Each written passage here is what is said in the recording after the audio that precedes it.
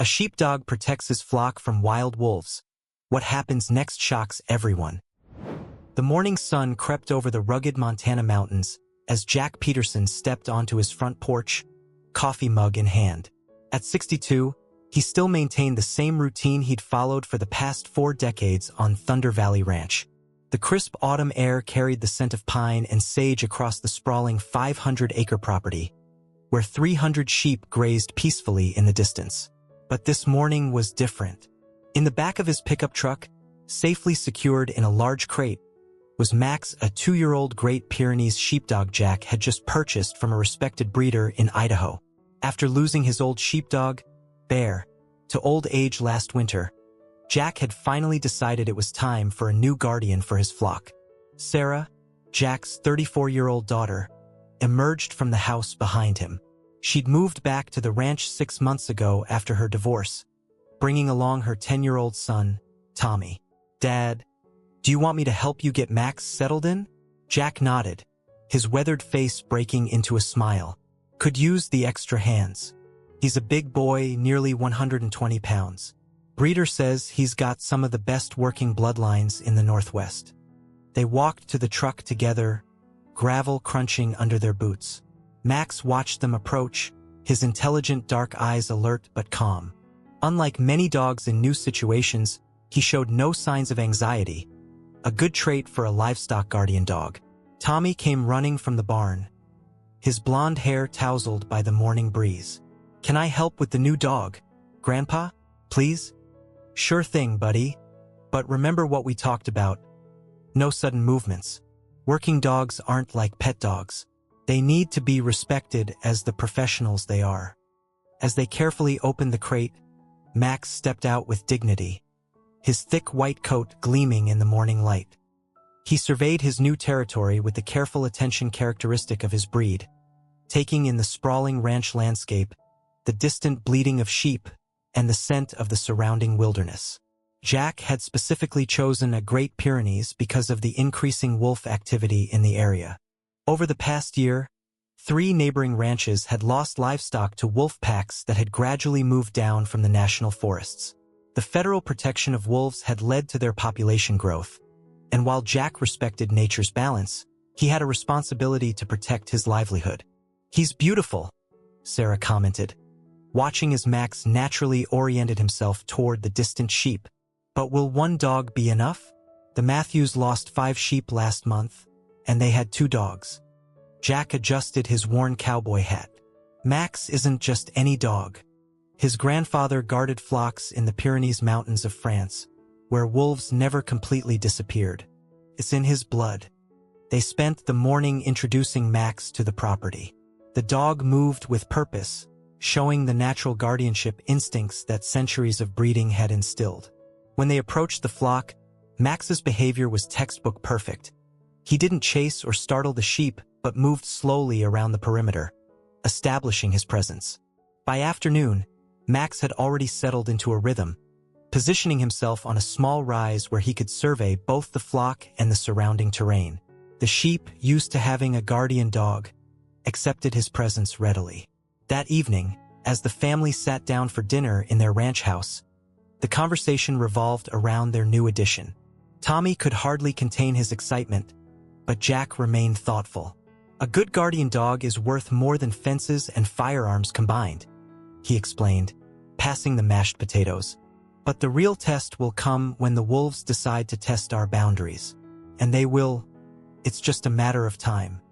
Sarah reached across the table and squeezed her father's hand. "We'll be ready. This ranch has faced challenges before." Outside, as the sun set behind the mountains, Max's white coat stood out against the darkening landscape as he maintained his vigilant watch. The real challenges lay ahead, but for now, Thunder Valley Ranch had taken its first step toward securing its future. The next few weeks at Thunder Valley Ranch settled into a rhythm as natural as the changing seasons. Max proved himself to be more than just a quick learner. He showed an innate understanding of his role that impressed even Jack, who'd worked with guardian dogs for over 40 years. Early morning found Jack and Max making their first rounds of the pastures. The rancher hadn't initially planned to do formal training sessions, as livestock guardian dogs typically worked on instinct, but Max seemed to crave the interaction. He followed Jack's hand signals with remarkable precision, always keeping one eye on the flock. "That dog's something special," remarked Carl Martinez, Jack's ranch hand of 15 years, as he helped repair a section of fence one crisp October morning. "Saw him yesterday move that stubborn ewe and her lamb away from the North Ridge before that storm hit. Did it gentle as can be, too." Jack nodded, driving another post into the rocky soil. "He's got what you can't teach, good judgment. Reminds me of Old Bear in that way." He paused, wiping sweat from his forehead despite the cool air. "Speaking of the North Ridge, seen any more wolf signs up there?" Carl's expression turned serious. "Found fresh scat yesterday, bigger than what we've been seeing. I'd say we've got a new pack moving through, probably pushed down from Yellow Pine territory by the drought." The news settled heavily between them.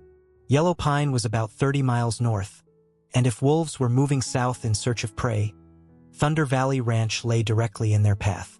Back at the house, Sarah was updating the ranch's financial records when she heard Tommy calling from the back door. Mom, come quick. You need to see what Max is doing." Sarah rushed outside, her heart racing until she saw the scene before her. Max had gathered a group of lambs that had wandered near the creek and was carefully herding them back toward the main flock.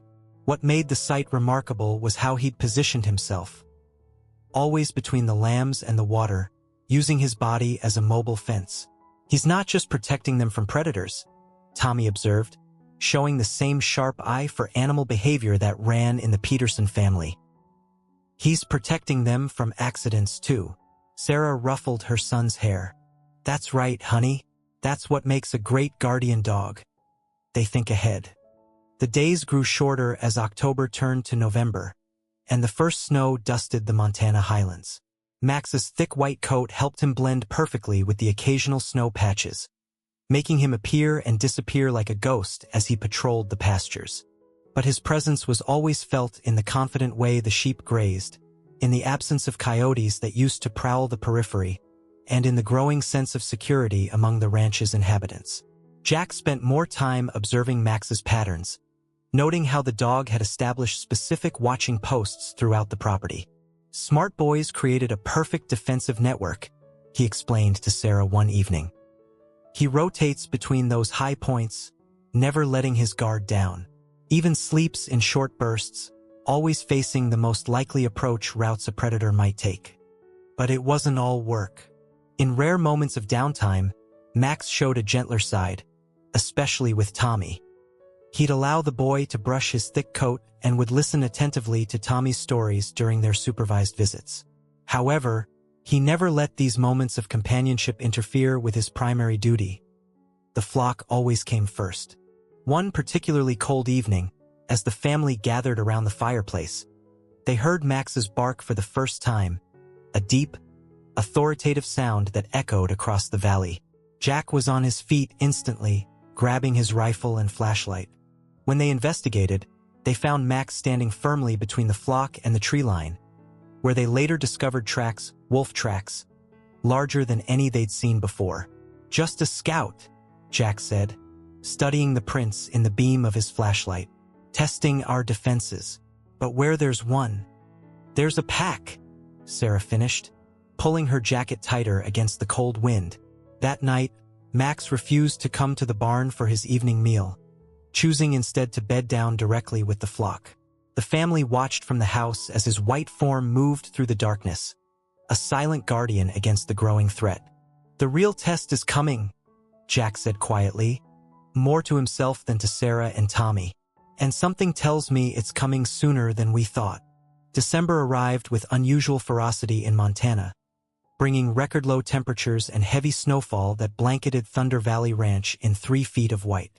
The harsh conditions meant leaner pickings for wild predators, and reports of wolf encounters were increasing throughout the county. One morning, Sarah found Jack studying a regional map spread across the kitchen table, coffee growing cold beside him. Red marks dotted the paper, locations of recent wolf attacks on neighboring ranches. 6 attacks in the past 2 weeks, Jack said without looking up, Closest one was the Wilson place, just 8 miles east. Lost 4 sheep and a calf. He traced a pattern with his weathered finger. They're moving in a clear direction, straight toward us. The sound of Max's deep bark interrupted their conversation. It wasn't his usual alert bark, but something more urgent. Jack grabbed his coat and rifle with Sarah close behind. Outside, the scene became clear. Max had moved the entire flock into a tight circle in the center of the main pasture. He was systematically patrolling the perimeter, his posture rigid and alert. Carl came running from the barn. "Found fresh tracks by the east fence," he reported, breath visible in the cold air. "At least 4 different wolves, maybe more. They circled the entire property last night." Jack studied the distant tree line through his binoculars. "They're testing us, learning our routine. Wolves are smart. They'll watch for days before making a move." He turned to Carl. "Double-check all the fences. Any weak spots need to be fixed today." The next few days brought an eerie tension to the ranch. Max's behavior changed subtly but significantly. He began sleeping in shorter bursts, spending more time on elevated positions. His appetite decreased, though Sarah made sure to bring him extra nutritious meals to keep his strength up. Tommy, who had been studying wolves for a school project, shared his research at dinner. "Did you know that wolf packs in this region usually have 6 to 8 members? But some can have up to 15 wolves." "That's right," Jack nodded, though his expression remained concerned. "And in winter, they need to eat more to stay warm. A single wolf can eat 20 pounds of meat in one sitting." Sarah noticed her father's worried tone. "Maybe we should bring the sheep closer to the barn at night?" "Already planned on it," Jack replied. "Carl and I will set up temporary pens tomorrow. Closer quarters means easier defending." That night, the temperature dropped to -20. The family was awakened at midnight by Max's barking, followed by a chorus of howls from the darkness. Jack and Sarah rushed to the windows with flashlights. In the beams of light, they caught glimpses of gray shapes moving at the edge of the property. At least 5 wolves, larger than any they'd seen before. Max's response was immediate and impressive. He positioned himself between the wolves and the sheep, his bark changing from alert to threatening. The wolves remained at the tree line, assessing this new guardian. After what seemed like hours, they melted back into the forest, but everyone knew this was just the beginning. The next morning, Carl discovered more tracks, this time closer to the sheep pens. "This is different from regular wolf behavior," he said, pointing to the patterns in the snow. "These are organized, methodical. They're not just hungry, they're hunting as a team." Jack agreed. This pack's probably been pushed out of their usual territory by the harsh winter. They're desperate, and desperate wolves are the most dangerous kind. Sarah watched as Tommy helped Carl string extra lights around the pens. "Should we call in help? Maybe the wildlife service?" "They're swamped with similar calls," Jack explained. "Besides, by the time they get here..." He left the sentence unfinished. Max seemed to sense the gravity of the situation. He began herding the sheep into tighter groups even during daylight hours, something he'd never done before. His patrols became more frequent, and he started responding to even the slightest unusual sound. One afternoon, they found him dragging dead branches to create barriers around the sheep's resting areas. "Remarkable," Carl commented. "He's actually building defensive positions." As darkness fell that evening, the howls seemed closer, more confident. Max stood on his favorite watching point, his white coat almost glowing in the twilight, ears forward, muscles tense. The sheep huddled behind him, trusting their guardian completely. Inside the house, Jack checked his rifle one more time before heading to bed. "Tomorrow we'll reinforce the entire perimeter," he said. "The wolves aren't just testing anymore, they're planning something." Sarah looked out at Max's silhouette against the darkening sky. "Do you think he can handle what's coming?" "He'll have to," Jack replied softly, "because I have a feeling tomorrow's going to be the day they make their move." The prediction proved accurate sooner than anyone expected. Just before dawn, Max's deep warning bark shattered the pre-morning silence, followed immediately by the panicked bleating of sheep. Jack was out of bed and grabbing his rifle before his feet hit the floor. "Sarah, stay with Tommy," he shouted, already running down the stairs. Carl, who had been sleeping in the bunkhouse, was racing toward the sheep pens, flashlight beam cutting through the darkness. The temperature gauge read -25, perfect hunting weather for wolves. What they witnessed would stay with them forever. 3 massive gray wolves had breached the outer perimeter, using the pre-dawn darkness as cover. They were larger than typical Montana wolves, their winter coats making them appear even more formidable. But it was their coordinated movement that proved most chilling. This wasn't a random attack, but a calculated military-style operation. Max was already in motion, executing a strategy that seemed impossible for a single dog. He'd managed to split the flock into 2 groups, pushing one against the barn wall while defending the other. His white coat flashed like lightning as he moved between the wolves and his charges, never staying still enough to become a target. "My God!" Carl breathed, raising his rifle. "Look at how they're moving." The wolves had spread out in a classic pincer movement, trying to divide Max's attention. 2 younger wolves darted in from opposite sides while the largest, clearly the pack leader, waited for an opening. But Max wasn't falling for it. He used his superior size and weight to body block the first wolf's attempt, sending it tumbling in the snow, while his thunderous bark deterred the second. Jack raised his rifle but couldn't get a clear shot. The pre-dawn light and swirling snow made it impossible to distinguish friend from foe in the chaos. "Hold your fire," he ordered Carl. "We might hit Max." The pack leader, seeing the initial strategy fail, changed tactics. It charged straight at the larger group of sheep, causing them to panic and break formation.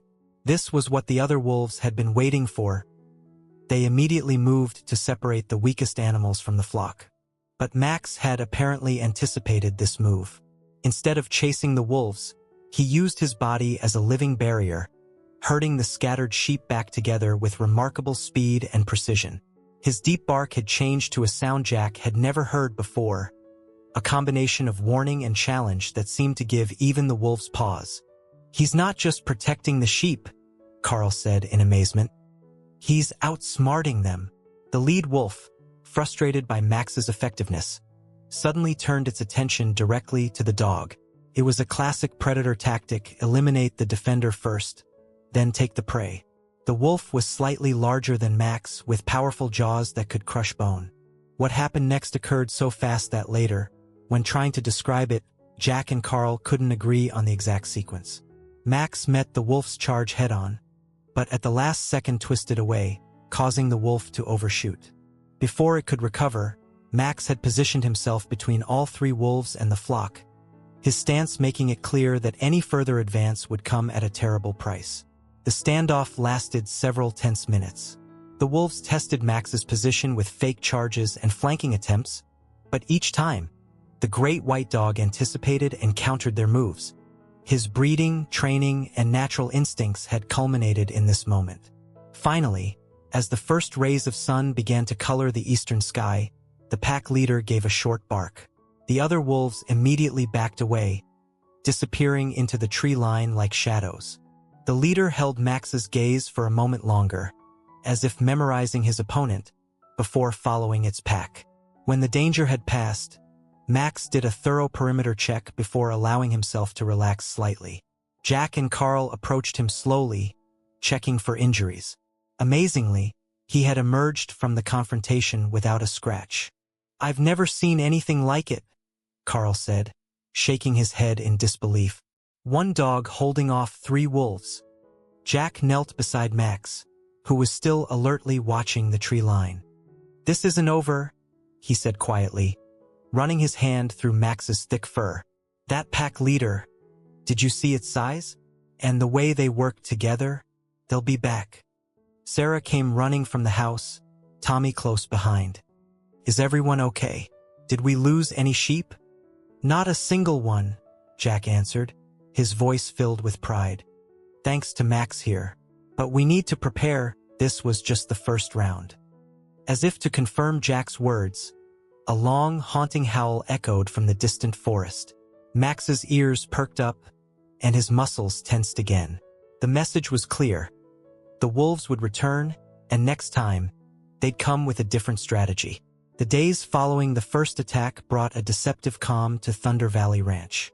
The wolves had seemingly vanished, but their presence lingered like a shadow over the property.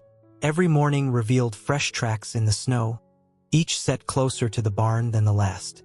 "They're studying us," Jack explained during an emergency meeting with neighboring ranchers in his kitchen.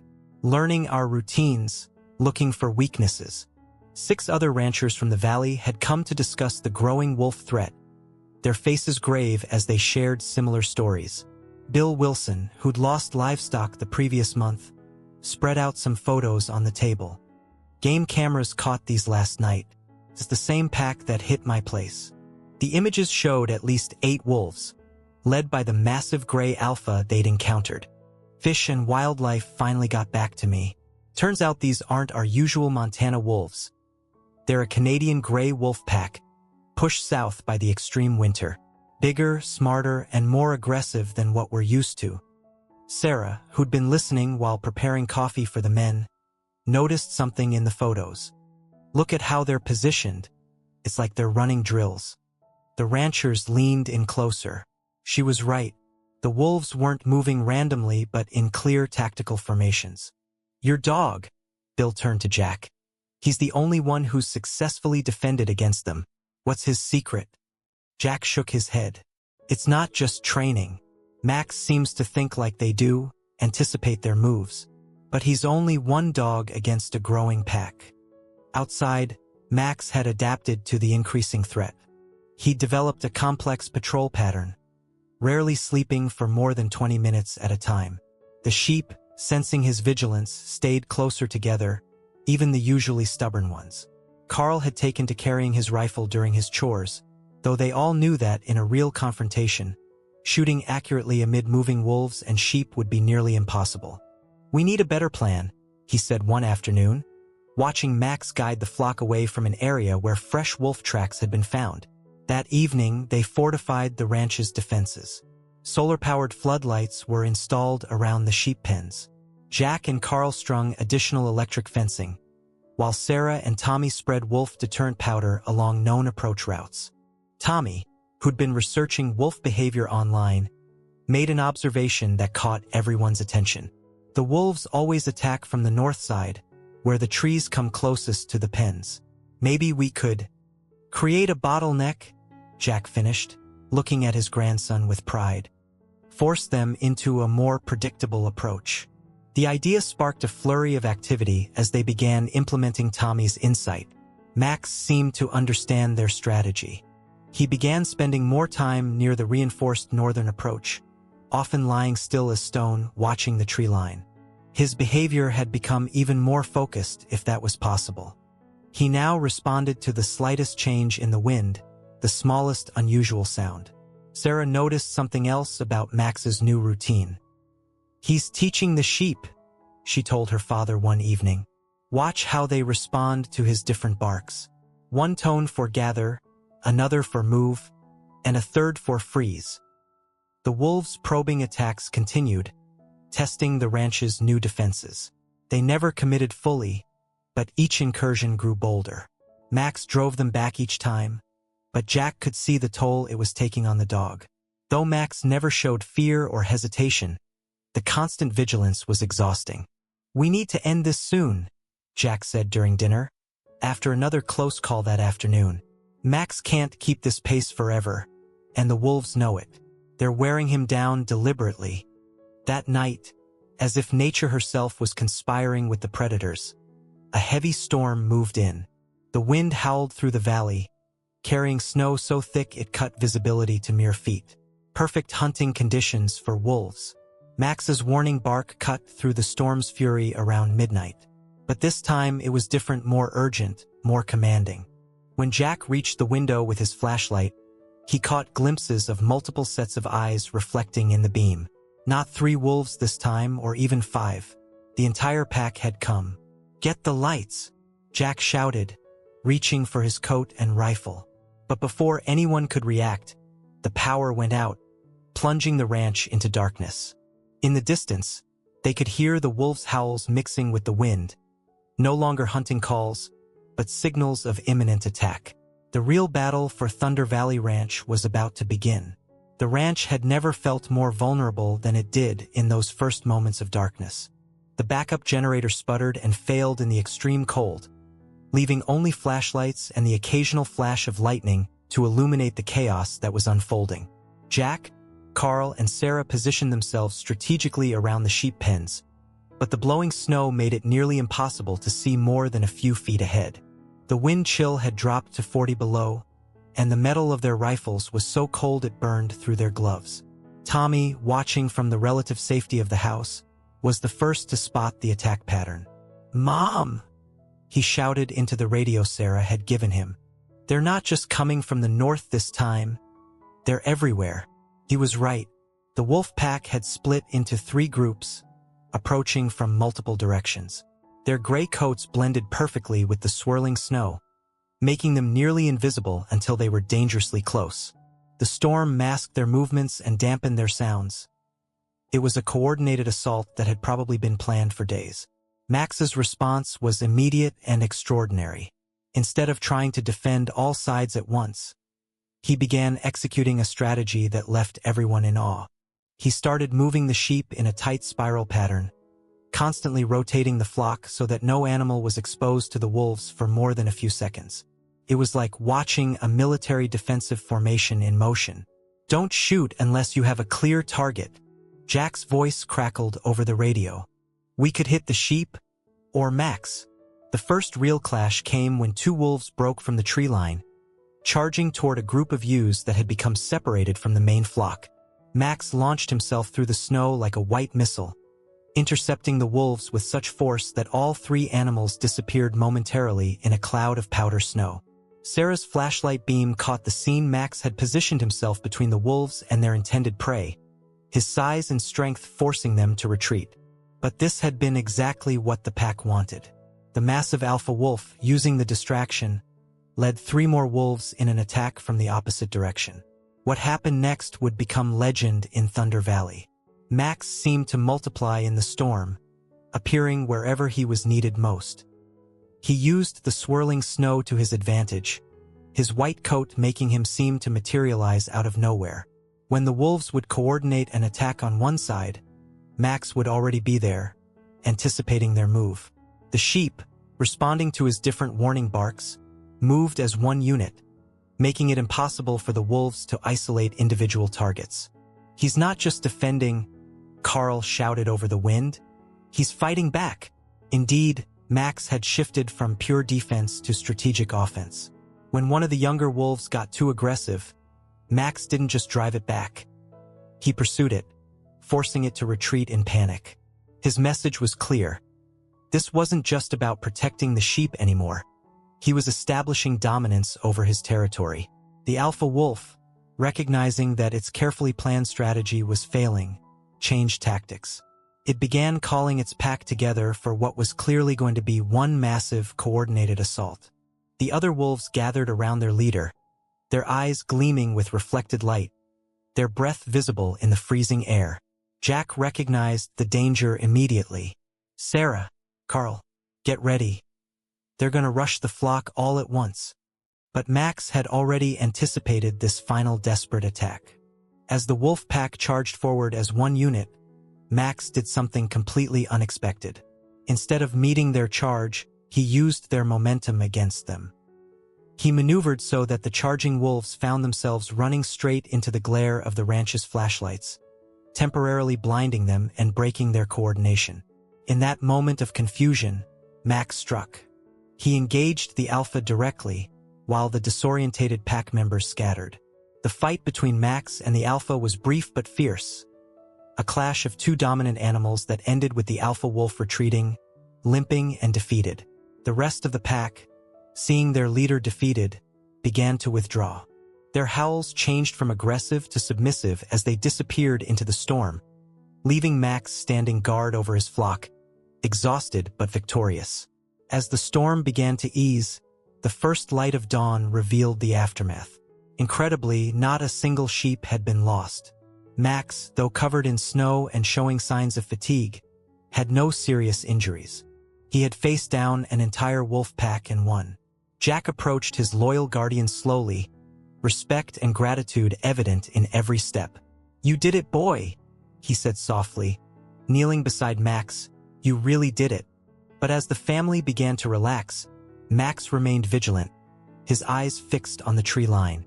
He knew, perhaps better than anyone, that while this battle was over, the war for Thunder Valley Ranch wasn't finished yet. The days following the great storm brought a different kind of tension to Thunder Valley Ranch. The wolf pack's defeat had come at a cost. Max's incredible effort had left him visibly exhausted. Though he refused to abandon his duties, everyone could see he needed rest. "He's pushing himself too hard," Sarah observed one morning, watching Max struggle to maintain his usual patrol route. The dog would take a few steps, pause to catch his breath, then force himself to continue. His normally pristine white coat was dull, and he'd barely touched his food for 2 days. Jack had noticed too. He won't let himself rest properly. Every time he lies down, any unusual sound has him up and checking the perimeter again. The concern in his voice was evident. "The vet's coming this afternoon." Dr. Peterson, who'd been caring for the ranch's animals for 20 years, arrived just after lunch. Her examination of Max was thorough, despite his reluctance to stop watching the sheep even for a moment. "Physical exhaustion, definitely," she concluded, packing up her medical bag. "But it's more than that. The constant vigilance, the stress of protecting the flock. It's taking a mental toll too. He needs real rest, Jack. Not just a few minutes between patrols." "Try telling him that," Tommy said, patting Max's head. The dog's eyes were already fixed on the distant tree line again, his muscles tense despite his obvious fatigue. The vet's expression grew serious. "I mean it, Jack. If he keeps pushing himself like this, he could collapse. And then who'll protect the sheep?" That evening, the family held a conference around the kitchen table. "We need to figure something out," Jack said, spreading out a map of the ranch. "The wolves might be lying low for now, but they haven't gone far. Game cameras caught them hunting deer just over the ridge yesterday." Carl pointed to several spots on the map. "We could set up more secure pens closer to the house, maybe split the flock into smaller groups. Make it easier to defend. And harder for Max to protect them all," Sarah countered. "You know, he'll try to watch every group at once." Tommy, who'd been quietly listening, suddenly spoke up. "What about Bear?" Everyone turned to look at him. Bear was a young Great Pyrenees that Carl had been training on his own small farm. He wasn't fully mature yet, but he showed promise. "He's not ready," Carl started to say, but Jack held up his hand. "Maybe he doesn't need to be fully ready," Jack mused. "Not if he's working with Max." The idea took root quickly.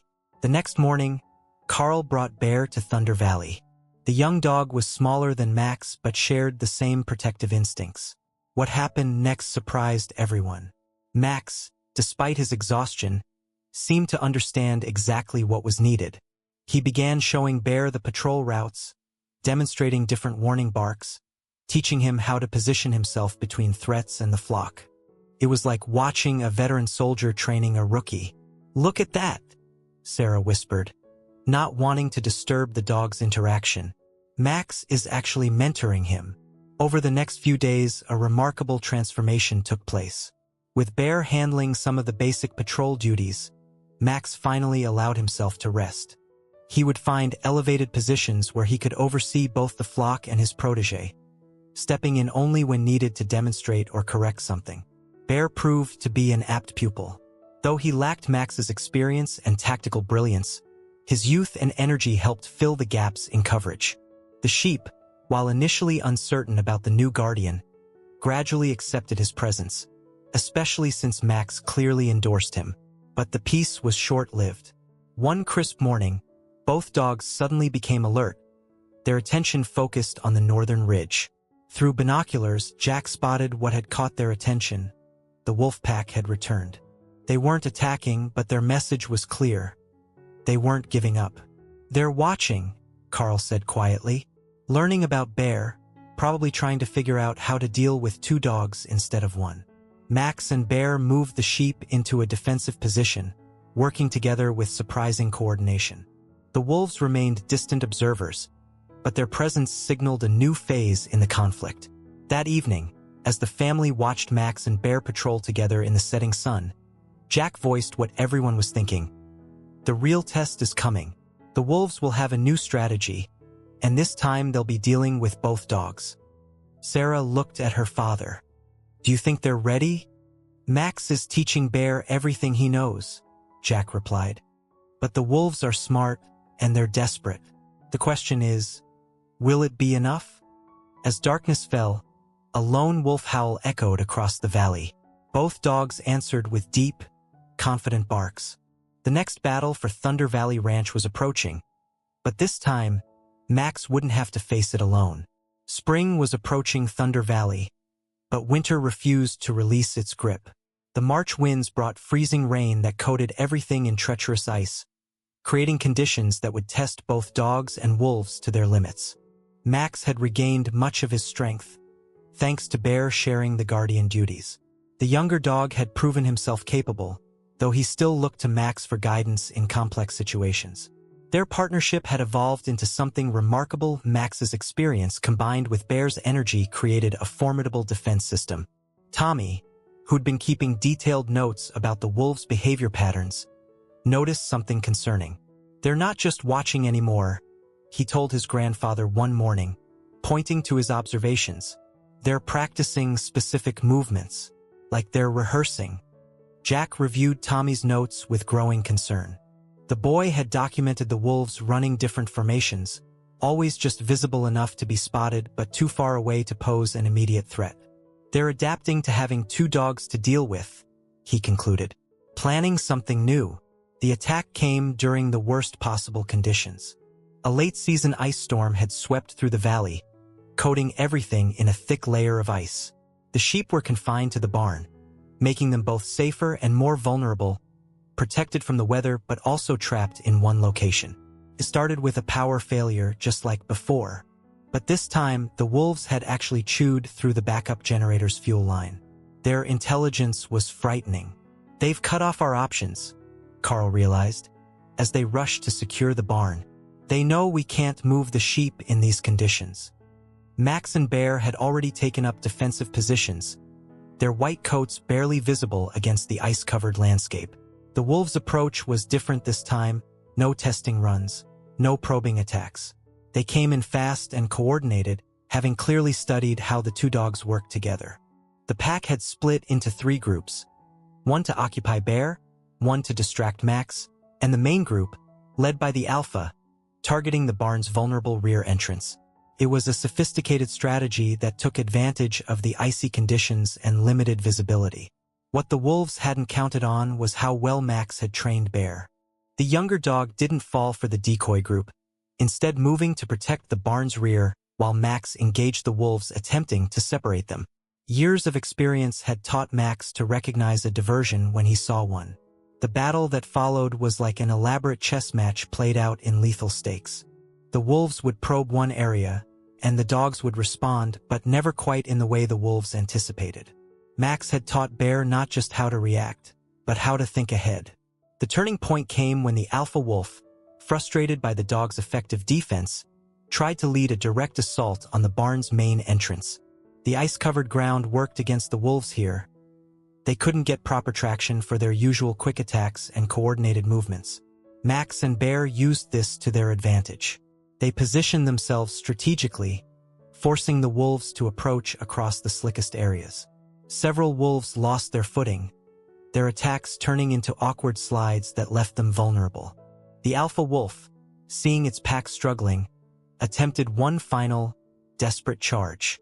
But this time it was met by both dogs working in perfect synchronization.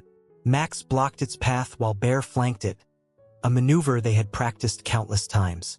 The alpha found itself caught between 2 determined guardians with nowhere to retreat on the ice. The confrontation lasted only seconds, but it changed everything.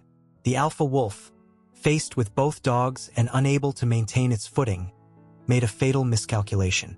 Its attempted leap at Max turned into an uncontrolled slide, and Bear's counterattack left it sprawling and exposed. The pack's reaction was immediate. Seeing their leader so thoroughly defeated, their coordinated assault dissolved into confusion. One by one, they retreated, slipping and sliding on the ice as they fled back into the forest. This time, their departure felt different. The wolves' body language as they disappeared into the trees spoke of more than just a tactical retreat. It was an acknowledgement of defeat. They had thrown everything they had at Thunder Valley Ranch and failed. As the ice storm subsided and dawn broke, the family surveyed the scene. Incredibly, there were no serious injuries. Max and Bear stood together at the barn entrance, tired but triumphant. The sheep, sensing the danger had truly passed, began to relax. "They won't be back," Jack said with certainty. "Not this pack, anyway. They've learned their lesson." In the weeks that followed, the wolf pack was spotted moving north, returning to their Canadian territory. Other ranches reported seeing them pass, but there were no more attacks. They had met their match at Thunder Valley Ranch. Max's legacy was now secure, not just as a legendary guardian, but as a teacher who had passed on his wisdom to the next generation. Bear had proven himself worthy of that legacy, and together they had shown that the old saying about two heads being better than one applied to guardian dogs as well. That spring, as new lambs gambled in the pastures under the watchful eyes of both dogs, Sarah often found herself watching Max with Bear. The older dog had earned his rest, though he never fully retired from his duties. Instead, he seemed content in his new role as mentor and backup, knowing the flock was protected by his well-trained successor. "You know," Tommy said one evening, as they watched the sun set behind the mountains, "I think Max knew exactly what he was doing all along. He didn't just save the ranch. He made sure it would stay saved." Jack nodded, looking at his grandson with pride. "That's what the best leaders do, Tommy. They don't just win the battle. They make sure there's someone ready to carry on after them." As if in response, Max's deep bark echoed across the valley, followed immediately by Bear's. The two dogs stood together on their favorite lookout point, guardians of Thunder Valley Ranch, proof that sometimes the best defense isn't just about being strong. It's about being smart enough to build something that lasts.